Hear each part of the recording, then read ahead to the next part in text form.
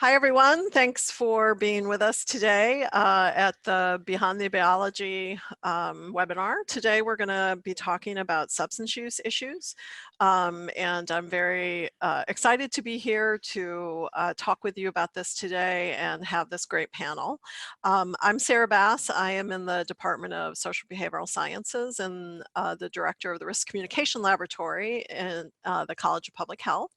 And I have some great panelists with us today who really encompass all different areas of substance abuse. So I'm going to introduce the group, and then we'll give a brief overview just around COVID-19 and some of the issues to think about with people who have substance abuse disorder.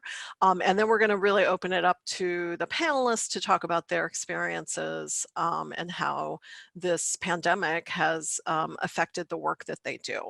So on our panel are Savannah Mazzella, who is the Associate Executive Director of Prevention Point Philadelphia. In her role, Savannah is responsible for the overall planning, coordination, evaluation of all program and client level services, including their street side health service, the syringe exchange program, the harm reduction services center, counseling, testing and referral, prevention case management, medical case management, hepatitis C linkage, linkage to and retention to HIV care services, and everything else at Prevention Point. Savannah is a two-time alum of Temple. She earned a Master of Arts in Geography and Urban Studies in 2005 and a Bachelor of Social Work in 2000. Paolo DeVecchio is Director of the Office of Management, Technology and Operations for the Substance Abuse and Mental Health Services Administration, or SAMHSA, within the U.S. Department of Health and Human Services. Previously, he served as the Director of SAMHSA's Center for Mental Health Services, where he provided executive leadership for federal efforts to improve the nation's nation's mental health service systems, including federal and state mental health block grants, direction of range of programs and activities around suicide prevention, children's mental health, homelessness, disaster mental health, HIV, AIDS, and others.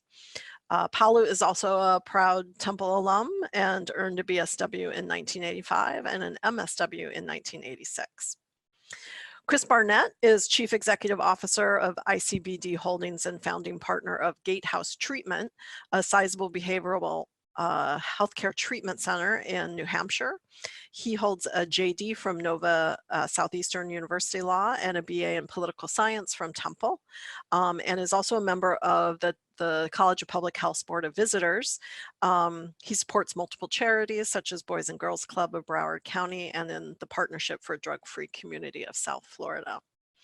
And finally, Dr. Sam McMaster is Chief Science Officer at Gatehouse Treatment. He joined Gatehouse from Journey Pure, which he co-founded and served as Vice President and Chief Clinical Officer. In this role, he's responsible for developing clinical programming processes and organizational metrics, which allow the organization to become one of the largest behavioral healthcare providers in the country. He's also on faculty as an associate professor at Baylor College of Medicine and a former tenured associate professor at the College of Social Work at the University of Tennessee. So thanks so much for all of you for being here and sharing your expertise in COVID. What I would like to do is talk a little bit about COVID overall and some of the issues to think about with people with substance use disorder. And then Savannah, Paolo, Chris, and Sam are going to talk a little bit specifically about the impact of COVID and some of what they do. So these are some of the topics that we'll talk about. The plan is to, have a discussion for 40-45 minutes and then open it up to questions that you have for us. So please use the question button and be sure to get in what you're most interested in, and we'll try to address as many of those at the end. So I just want to give a little bit of overview about COVID in general. So the emergence of the novel coronavirus is an unprecedented public health event, certainly disrupting life across the globe. We have an estimated 4.1 million confirmed cases of COVID in the world and almost 300,000 deaths. Here in the US, estimates exceed 1.4 million cases today and over 80,000 deaths. And the projection is that we'll have at least 137,000 deaths by August 1st. If you think about that, that equals to about 3,000 people a day, which is basically a 9/11 happening every single day. While some projections are that we have hit a peak in the US and are now on a downturn, the opening of states and the relaxing of regulations will most likely prolong the outbreak, making this a significant long-term event. Here in Philadelphia, we have about 18,000 cases of COVID-19 with 893 deaths. In the zip codes that encompass the Kensington neighborhood, where the majority of those with substance use disorder are in Philadelphia, there are over 1,000 cases that have been verified. But because of the large homeless and unstably housed population, the estimated caseload is likely larger, as only those with a referral from a physician or those with symptoms can be tested, although that's starting to ease up a little bit. Those in transient housing may also experience a lot of barriers to primary healthcare access, and traveling to a testing site is most likely hindered by some of the transit barriers we have with SEPTA. Despite the implementation of public health mitigation strategies, such as social distancing, the virus has very significant human health effects, especially in those who are very vulnerable. Those at particular risk of negative COVID-19 complications are those with underlying comorbidities such as COPD, cirrhosis, and HIV, which are common in those who have substance use disorder. And the morbidities can also be exacerbated by the use of substances like tobacco, marijuana, where the inhalation damage to the respiratory system, as well as opioid use, which increases risk of respiratory complications, and methamphetamine use, which can increase lung pressure. Another important consideration of SARS transmission in COVID-19 is in those with substance use disorder is the co-occurrence of housing instability and homelessness. So this is a picture outside Prevention Point a few weeks ago. The reality is that many of the recommended public health mitigation strategies are really very difficult for people with substance use disorder who are often homeless or unstably housed. So sanitation habits are typically difficult to maintain because of shelter instability, poor access to cleansing facilities, and also the prioritization of substance use. In addition, those living in communal living arrangements like shelters, single room occupancy hotels, encampments, or jails increases their risk of close proximity to other people. In all these cases, many of those who are using drugs might prioritize subsistence needs, such as food and shelter, over other less immediate health-preserving efforts, as well as balance the potential risk of COVID-19 with more tangible risks like HIV and overdose. And in cases where people are forced to quarantine or socially distance, they may run the risk of dangerous withdrawals from substances. They may reuse syringes or seek drugs from new sources that might increase the risk of overdose or infection, which are above and beyond COVID. So overall, the impact of COVID-19 on this population is really poorly understood, especially as it concerns the feasibility, implementation, and effectiveness of these mitigation strategies to protect this at-risk population. So with that brief overview, I'd like to open it up for our panel and maybe address Silvana first, because Silvana is really dealing with this on the ground, as you can see with this picture.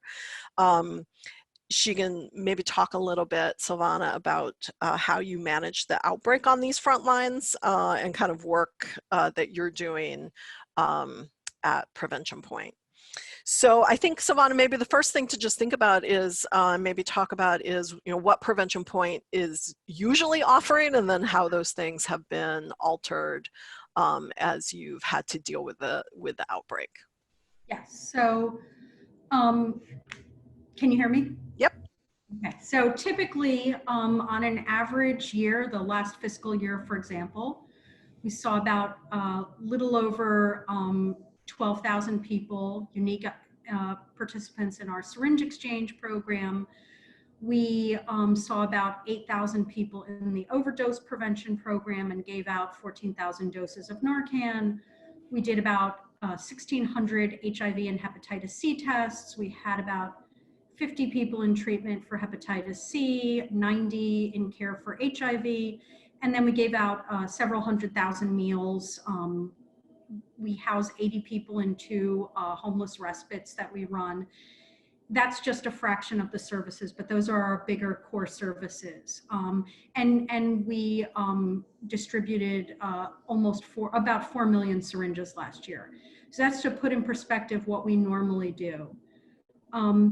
And to your picture, we do unfortunately get a lot of people camped out outside of our 4 buildings, hoping to get placed in our shelter.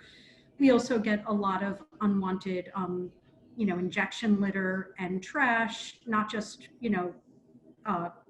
from folks outside of here, but just in the neighborhood is very neglected. Since COVID, I think your picture, speaks 1,000 words, because this neighborhood does feel very,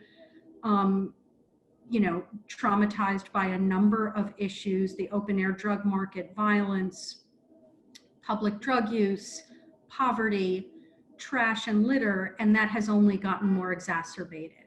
Kind of our first step as we saw this unfolding, and I will admit that we were expecting things to change, but not quite as rapidly as they did. But we began to make a plan the first few days of March. The first kind of step was changing our essential services. So where we might have about 17 major programs running on a typical month, in February, for example, we pared that down to about 10 essential services. So things that we did not feel we could discontinue providing. Most obviously the syringe service program, overdose prevention and Narcan distribution, our MAT program, PrEP and Hep C treatment, HIV treatment, and essential case management and food distribution.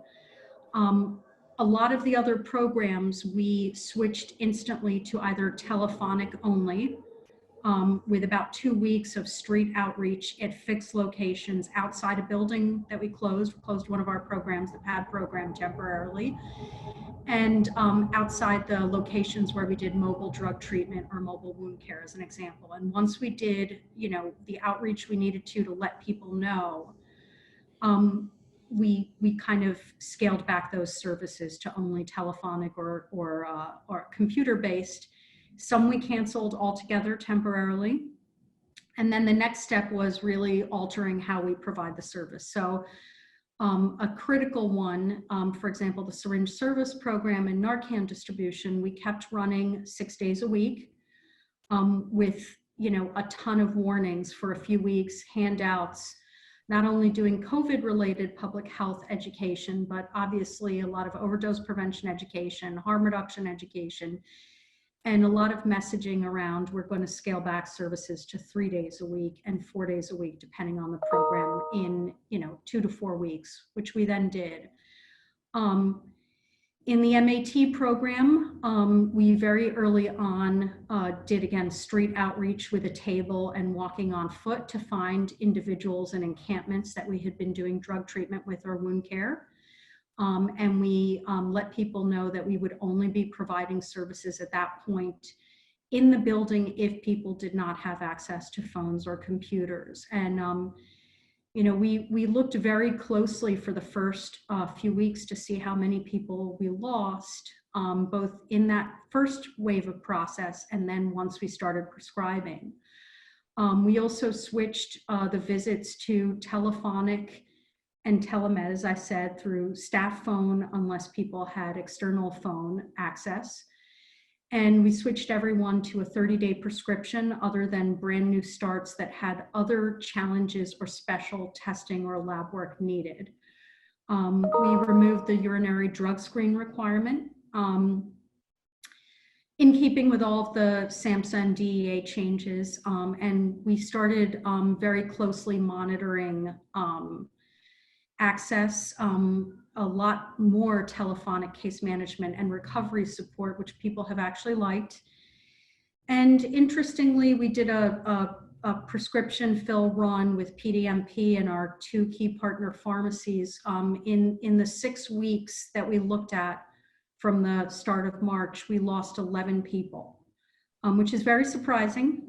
We had over a 95% fill rate at the pharmacy. And there are a lot of potential explanations, including that without drug screening, without the possibility of having a potentially negative interaction with a physician or other provider around what substance, we're in a metabolite panel, or because there's very limited drug treatment. We're one of 4 drug treatment providers in the area, still doing inductions and still seeing the same panel that we had before. So it could be relaxed guidelines. It could be that there's less drug treatment, but we've actually seen really great adherence. In the syringe service program, we've actually drastically increased the average number of syringes and other harm reduction supplies out per person per interaction, which is really good because we're very concerned about the ongoing outbreak of HIV among people who inject drugs that we've been seeing the last 2 to 3 years around the country. So we want to try to make sure that does not get exacerbated with COVID. And in the overdose prevention program, as the next major program, we went from about 4,000 Narcan distributions in a quarter to 4,000 in 8 weeks. And we are on par this month to do 3,000 this month alone. So we're really trying to get the word out, ask people to not use multiple doses per interaction, but to bank them should things get worse. So those are just some of the key changes. We rotated staff. We're doing social distancing on staff, limiting to about 70 people a day in all of the programs. We took our 2 homeless respites and turned them into 3 buildings. We had a torturous move about 13 people to move people a minimum of 6 feet apart head to toe. And so we've tried to do what we could to really make some changes. I will also, I'm sure I'm running over time, but I think what we're seeing is a very interesting combination of very negative outcomes of COVID, obviously, but also some potential positives or silver lining lessons learned to carry over into the future. So an example is that something that we know about unsheltered people and people who are very stigmatized, either because of substance use or discrimination or mental health, what we see is a lot of social isolation and loneliness. And so one of the things that we've always experienced is we do a lot of work to get people housed. They go into a housing situation, and then they're back outside. And they are being looked for by their housing provider because they're sleeping back at the encampment that they lived at the last year, or they are camped out outside of Prevention Point. And so what we already know is that stigma, discrimination, so many other social factors really cause social isolation and a need that we all have to communicate, interact, socialize. And we see that every day, but with coronavirus, what we see is obviously much greater social isolation, right? So we are trying to promote social distancing. We are limited services. We have limited entry to our building and others other than for very specific essential care. And that means much more social isolation and loneliness for people. And we're already seeing the effects of that. The other thing that we're seeing is more food insecurity. There are a lot of programs that rely on volunteers, donations, and public funding to make it through each month and distribute large quantities of food. And what we saw early on across the city is a drastic limitation of the ability to offer food. Very recently, the city, Broad Street Ministry, Project Home, a bunch of other partners have worked collaboratively with some of the restaurant industry to try to get them to develop food products and address some of that food insecurity with things like Step Up to the Plate, which has been great. We're giving out 600 lunches ourselves a day with the city's support and these restaurateurs. But you know, food insecurity in other parts of the city or in other places is very severe. We're also seeing people not get essential mental health care or essential medical care, as you alluded to. And what we normally see pre-COVID is people prioritizing survival issues over other issues for a variety of reasons. That's only become more exacerbated. The other big negative is the drug supply. We are seeing days with even more fentanyl on the street, days with no fentanyl on the street, and all sorts of other combinations. And what this does is drastically affect people's health, their wounds, their mental health, and potential implications with the criminal justice system. Great, thanks. Thanks, Savannah. I appreciate that. I think that's a really good overview of kind of some of the things that are happening. I think, you know, one of the interesting things is kind of the way that things have had to change so quickly. So I'm wondering, Paulo, if you could talk maybe about the regulatory issues. There have been a number of emergency responses put in place at the regulatory level that impact people who use substances. And maybe you could talk a little bit about the key ones that have been important and how those are being rolled out. Happy to, Sarah. And first, let me thank Temple for organizing this important webinar. These are issues too often overlooked, but they're really critical for the health and well-being of our nation. You know, when we look at the issues of COVID as it relates to people with addictions, the crisis is double jeopardy.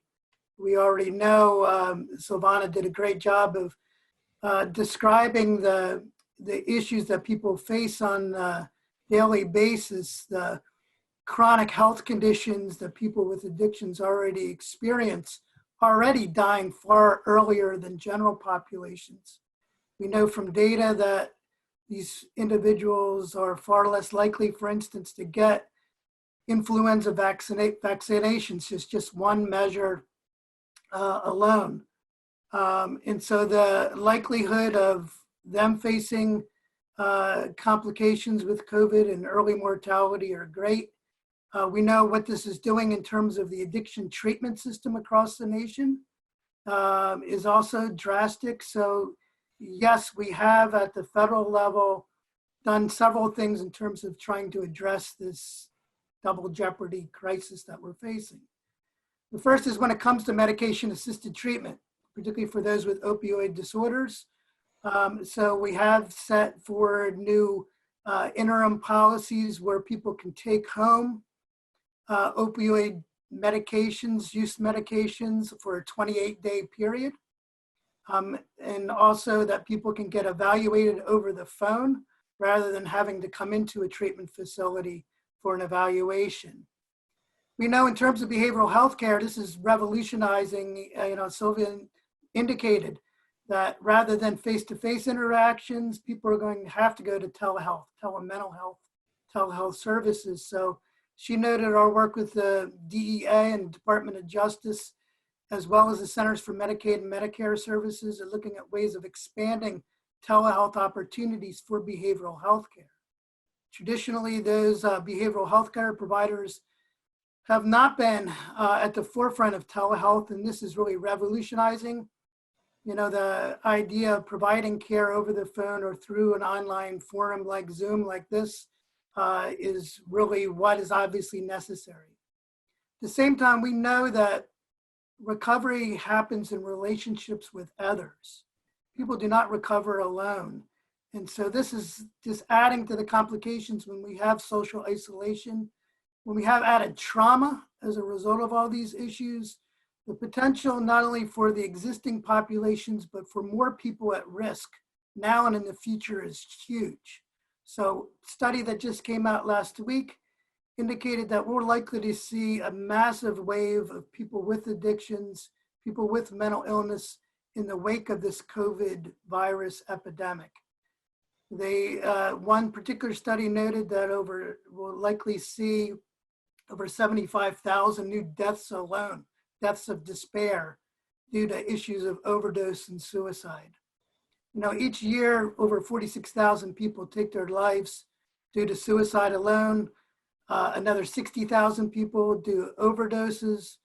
We know things like employment, in keeping with this particular webinar, is critical again for people's recovery. We know that when unemployment goes down, issues of addictions, mental health issues, suicide goes up. So again, when we're seeing 30 million Americans out of work, what this means to people's mental health, people turning to addictions. We're already seeing reports of increased use of alcohol, of over-the-counter prescriptions, of other illegal substances. One of the services we do offer is the Disaster Distress Helpline across the nation. Just since the start of the COVID epidemic, we've seen over a 900% increase in call volume of people in trauma and in distress. Some of the other things that we're doing, and again, thanks to the support of Congress and the administration through the CARES Act, we did get some specified money specifically to provide assistance to behavioral health during this pandemic. This includes $110 million to states and communities for emergency behavioral health care, $250 million for certified community behavioral health clinics. And just yesterday, we put on the streets a grant application for $40 million for suicide prevention as it relates to the COVID epidemic. But sadly, Sarah, we know this is just a drop in the bucket again. And the needs are so great out there. We're also concerned that many behavioral health care providers will not be able to survive going forward in this new kind of an approach. So the need to support those providers to identify new ways of doing business is truly critical. And so if folks go to our webpage, we've developed over 30 different pieces of guidance and regulatory support around the epidemic. So SAMHSA, SAMHSA.gov. Go to our homepage and we have a whole page around a variety of guidance. I want to add one other thing, if I may, two other things. One is that we have specifically developed resources for online recovery support for people. And Savannah mentioned this in her remarks as well, that you think about 12-step groups and the like and people coming together, and those opportunities are not available to people right now. So the need of finding other forums online and others. And again, through our website, we have all that information. The second thing I want to note is, again, through the data that shows that COVID is having a particular impact in communities of color. And we know that there are also disparities as it relates to behavioral health in terms of communities of color as well. So the need for us to particularly focus on communities of color in terms of looking at the behavioral health issues around mental health and addiction issues to support recovery and treatment approaches, prevention approaches, particularly in those communities, is critical. Again, we've developed some certain guidance that looks at those disparity issues, again, encouraging people to go to our website. Those are a few things, Sarah, that we've done, at least at the federal level, to address the pandemic. Thanks so much, Paula. I think that's really important, and I think it's a good transition to talk with Chris and Sam to think about just recovery care in general and how COVID and some of these changes have affected the way that recovery services are being offered. So I think one of the things to me that would be interesting for Chris and Sam is just for you to talk a little bit about what the implications of all this has been on treatment centers. Yeah, thank you. Thank you. And thank you to the esteemed panelists. Grateful to be amongst you. This is obviously unprecedented.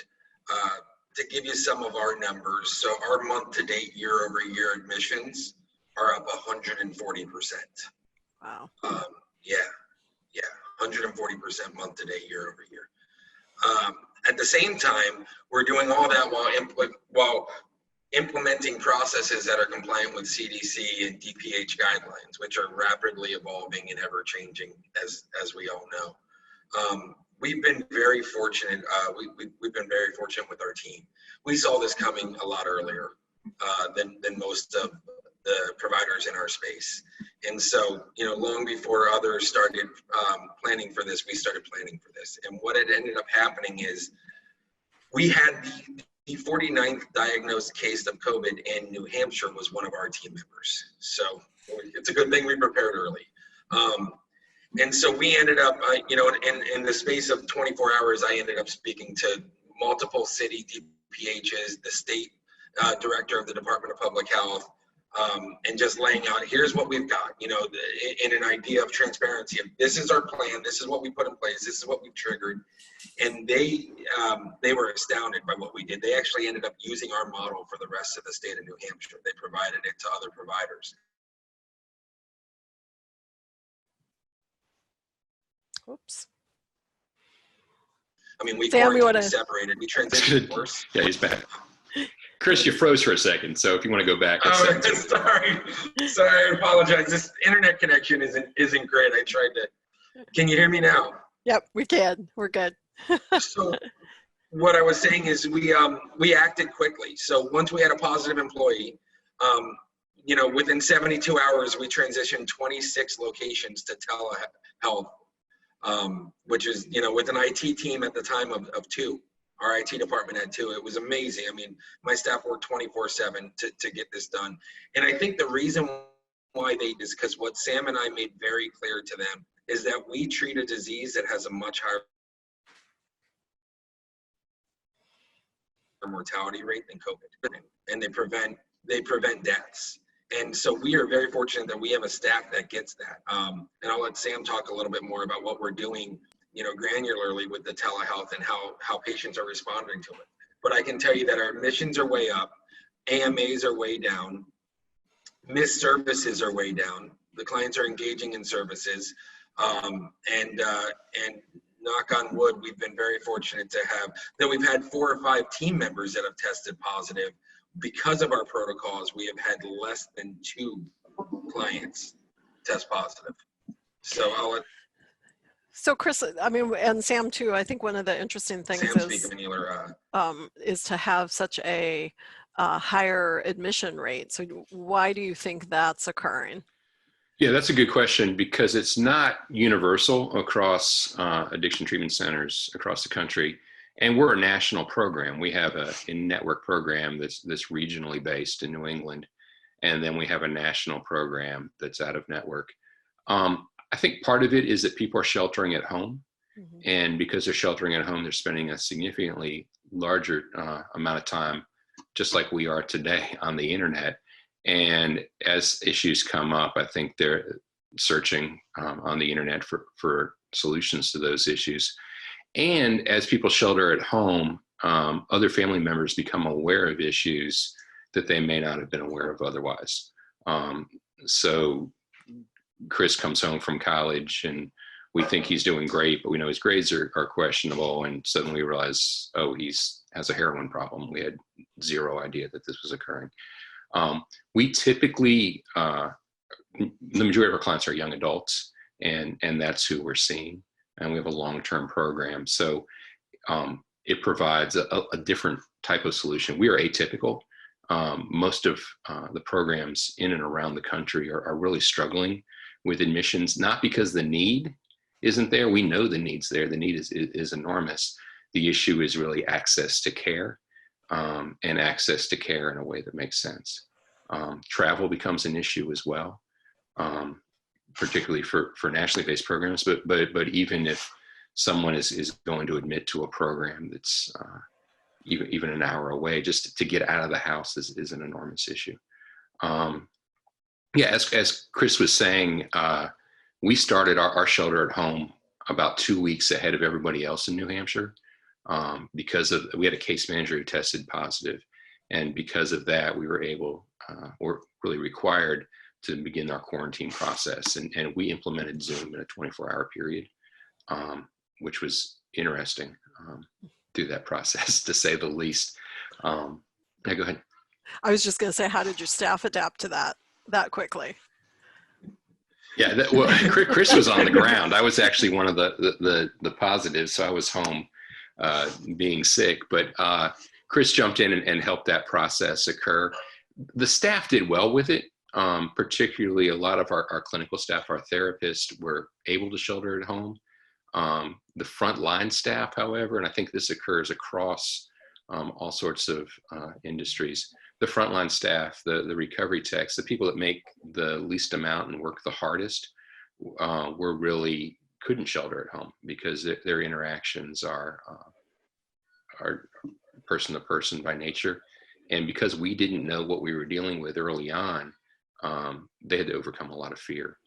And we're dealing with young adults who age appropriately think they're invincible, and we're dealing with a subset of young adults who think they're even more invincible for a variety of different reasons.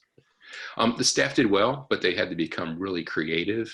The first week, patients or clients thought this was amazing and a lot of fun. After about week 2, they had to work really hard to keep people engaged. And sadly, we really missed out on a lot of the side conversations.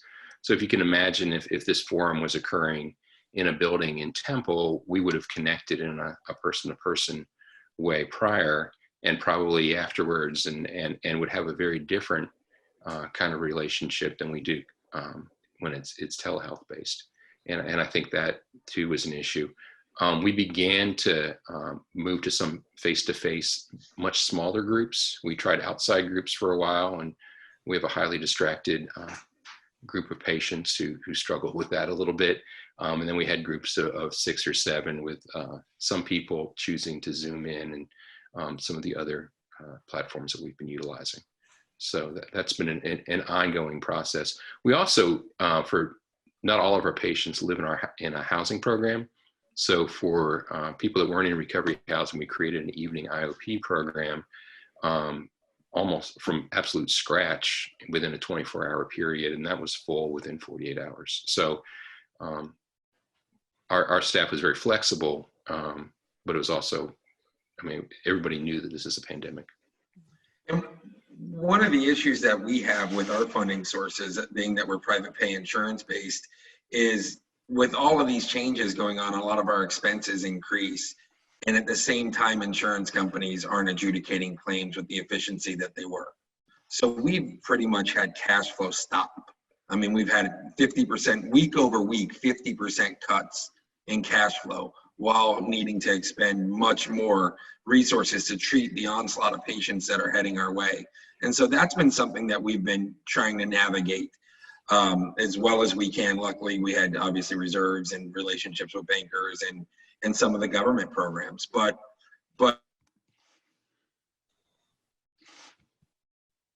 that's part of the issue, is that there is discussed.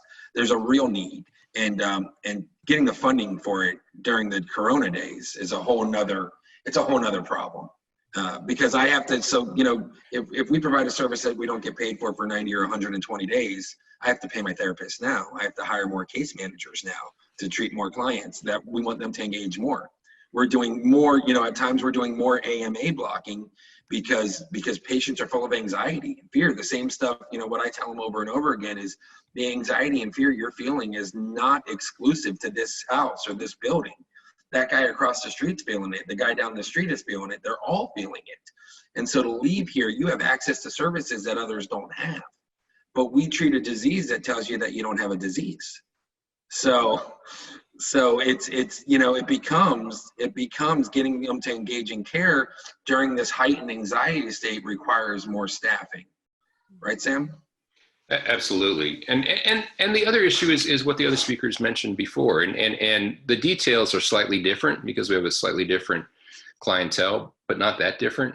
than prevention point. But at the end of the day, anybody who's working with someone with a substance use disorder is really helping somebody to develop skills to connect.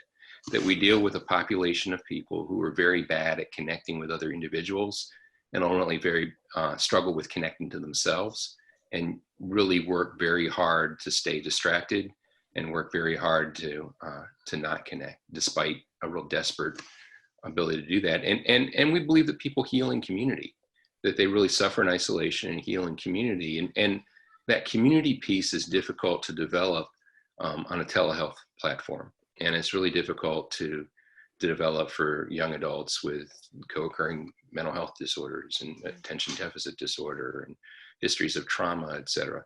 And we've worked pretty hard to overcome those barriers. And again, similar to what the other speakers mentioned, ongoing recovery is not just stopping the use of substances, but it's also learning to deal with idle time. And many people have much more idle time than they ever had. And there are many fewer options to do that.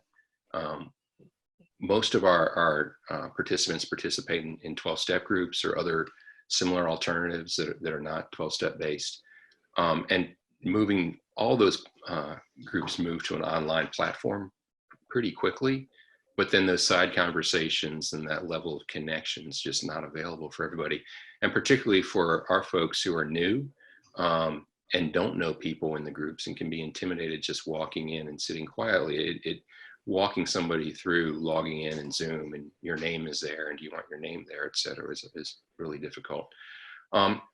We have a long-term program, so employment opportunities are non-existent, and most of our participants have a criminal justice background and find employment difficult anyway. So a lot of those entry-level employment jobs are not available, and they're now competing with the recent college graduate who doesn't have a criminal justice background and doesn't have some of the baggage that our guys have.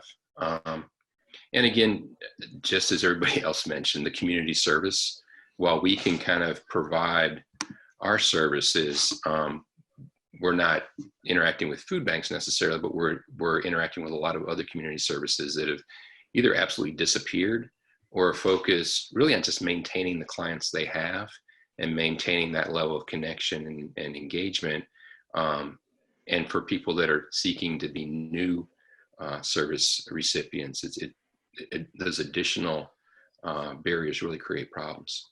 Yeah, I was wondering about that too, and Silvana, you can chime in as well, as just kind of facilitating that access to other services, outreach, housing, employment, mental health, all of those things that you would do on a regular basis, and how that has really been affected by COVID.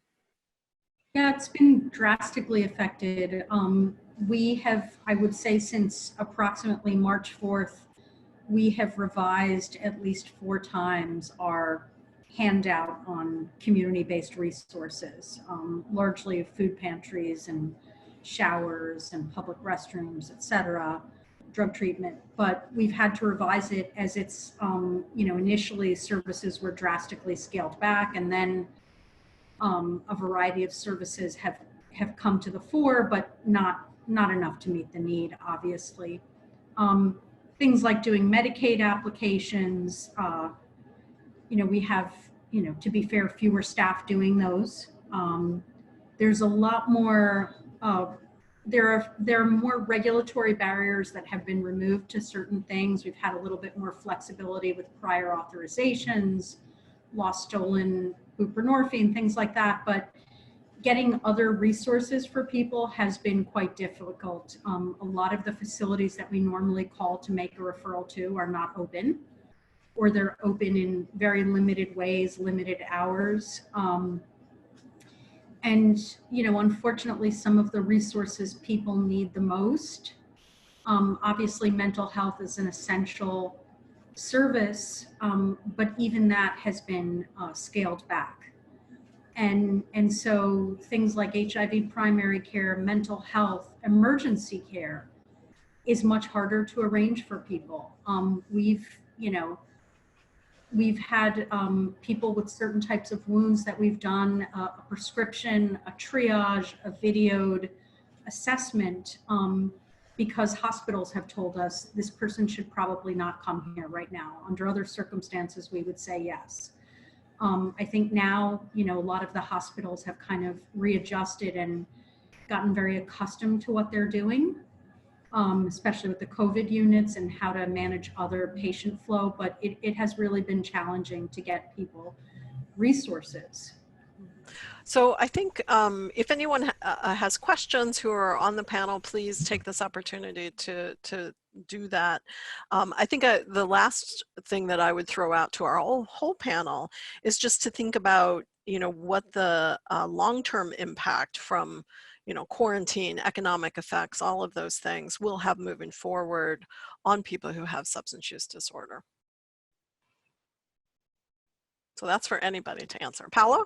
Sure, I'll jump in first here at least, and I described at least what I believe the potential wave of mental health and addiction issues that we're going to see corresponding with this pandemic, and it's clear from past such disasters and issues we've seen that sort of wave follow, and I think one thing really for us to look at what's really unique and large about this particular event is the economic impacts.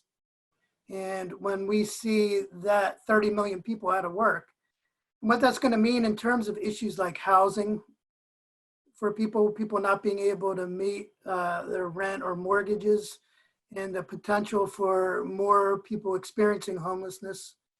And then, as we know, and at least in our country, health insurance often tied in with employment status is the primary way. So here again, we may see more people, particularly with addictions and mental health issues, without access to the critical health care systems. And that also points to the need for more integrated care approaches, frankly, as well, to combine mental health addictions treatment along with primary health care. So those are a couple of things I would note. Yeah, I think just to continue on that, I think that poor economic conditions, cause the manageable alcoholic to become an unmanageable alcoholic. When unemployment's 3%, somebody that's, that may be drinking every day is able to maintain a job because, hey, it's hard to hire somebody else and they kind of do an all right job. Well, they're the first on the cutting block now. And so that's what we're seeing. And I think exactly as Paulo said, that if you study the comparables, which are, the 2008 recession or even hurricanes, if you study hurricanes or natural disasters, what you see after that is you see a large uptick in mental health treatment being accessed, in the need for mental health treatment, but not always, as Paulo alluded to, with the ability to pay. So having government grants and funding is so important. I mean, I know for us, what we're planning is, last year, we are a for-profit entity, but last year, I'm proud to say that 15% of our admits were scholarships, which is a number that in our world doesn't usually exist that high. And we're planning for a large increase in that over the next 12 months. The reality is that people are going to need help. So yeah, I think we're in for a poor economy for the next year or so, and I think they're going to need more access to services. And I think that like you said, Paula, the deaths are going to increase, and we're going to do everything we can to respond to that. I think too, maybe thinking about the resources for drug use and even just risk reduction issues for COVID-19, if moving forward, and how to kind of make those changes in your services permanent. If you think that that's something that that we're not going to go just back to normal. No, absolutely, we're not. I don't think we are just beginning this process, and if you pay attention to the science, we're a year and a half away from anything looking like going back to normal. We can draw a direct line between trauma and substance use, and particularly opiate use. And we have examples of this. We know what happened in 9/11 in Staten Island, for instance, and I had a series of SAMHSA projects there for about a decade, working with the families of people who were traumatized by that event. Working in New Orleans after Hurricane Katrina, that process didn't just go away when those events stopped, that process continued on for a year, 2 years, 3 years. One of the first epicenters of the prescription opiate overdose was in Staten Island. And if you looked at the data, most of the first responders who either witnessed or experienced or lost their lives in 9/11 were from Staten Island. And that was very clear. The difference here is this is nationwide. It's not just Staten Island, it's not just New Orleans, it's not just Houston during the most recent flood or South Florida. It's our entire country has been traumatized. And what does that look like 6 months from now, a year from now, 2 years from now, or for children who grow up with their human connection for their classroom is a 3 times a week Zoom call, who are told to stay 6 feet away at age 2 or 3 from their playmates, that they'll get sick if they don't. And what message does that send in terms of human connection? And for a child who's already traumatized, what does that mean? And for a child who's not traumatized, what does that mean? I think we're going to be dealing with the implications of this for a long time. So on that happy note. Yeah. So I do have one, we had one question about, you talked, Chris and Sam, about having a 140% increase in admissions, and whether or not that was inpatient, outpatient, because you're talking about being on Zoom. Yeah. So could you talk a little bit about how that has happened? And I just typed the answer to that question. I just saw that. Oh, so, excellent. Because she was asking, I believe she was asking about increased staff. Right. So what we've done is our clinicians are working remote. So some of them work in the office and some of them work from home. But you still need a team of people to facilitate interaction and engagement. So when you have, when you have 100+ clients that are trying to access services, especially, our client base, they need to be reminded that, hey, your next group starts in an hour. Hey, you're scheduled to see the psychiatric provider today. So there's a whole team of people that go into making sure that those services are being able to be fulfilled through connection. Handing out the iPads. Hey, it's time for your individual session. Let's set you up in this private room here so that you can be on an iPad with your therapist. So that's where the increased staffing comes into play. And I'll be honest, also knowing when that's not the proper thing. We had a case, I'll call the patient Nick, where the patient admitted to us, maybe 7 days before we went into shelter in place, and had suicidal ideations with multiple attempts, and left us from a 30-day, mandated stay in a psych hospital. And his anxiety was through the roof 2 days into going into shelter in place, and he wanted to leave. And with I've been doing this for years, and with a certain set of, confidence, I can tell you that if that patient would have left, he would have had no access to his psych meds, no access to care, and the probability of suicide, it was very high.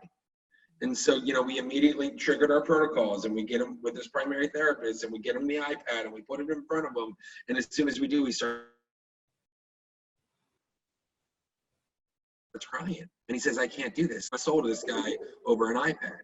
And so that's where, we learn on the fly, Sarah. So we put on masks, and we drove him. His life was worth it. We drove him to the office where the therapist was, and they sat in our conference room instead of one of our therapy suites, and they sat 10 feet from each other, and they both had masks on.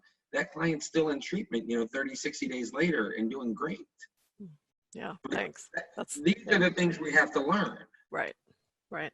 So we're about out of time. The last question we had was just if there is a good email address for information about behavioral resources. So Paulo, I think you talked about the SAMHSA email address. Are there other places that people could go to get some of those, or a website? Sure, let me, I mentioned the SAMHSA website as a key resource. I would also encourage people who may be, struggling themselves, that we do have the Disaster Distress Helpline. And that's a toll-free number, 1-800-985-5990. And for people who are in crisis, we also operate the National Suicide Prevention Lifeline. It's available 24/7 at 1-800-273-8255.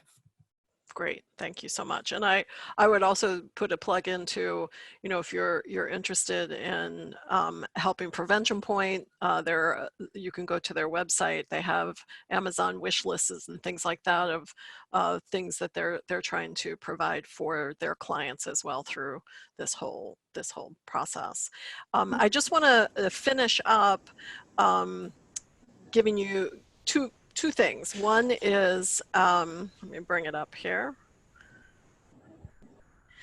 is that the college, there's a research team here at the College for Public Health, and they're doing virtual overdose reversal trainings for people. So if you haven't done one in person, we are moving it to a virtual space, and it'll be for students, faculty, and staff at Temple. So this is an email if you're interested in that to get more information. And then just to put a plug in for the next webinar that they're having. So that'll be Wednesday, May 13th, which will look at mental health consequences. So I think that's a good, so we've talked a lot about the connection with substance use and mental health. And so I think that's going to be a great one as well. So thank you for being here and for listening to us. And I thank the panel. You all gave really great insights in different areas of substance use issues. And I wish you all safety and wellness as we go forward. Take care. Thank you. Thank you. Thank you so much.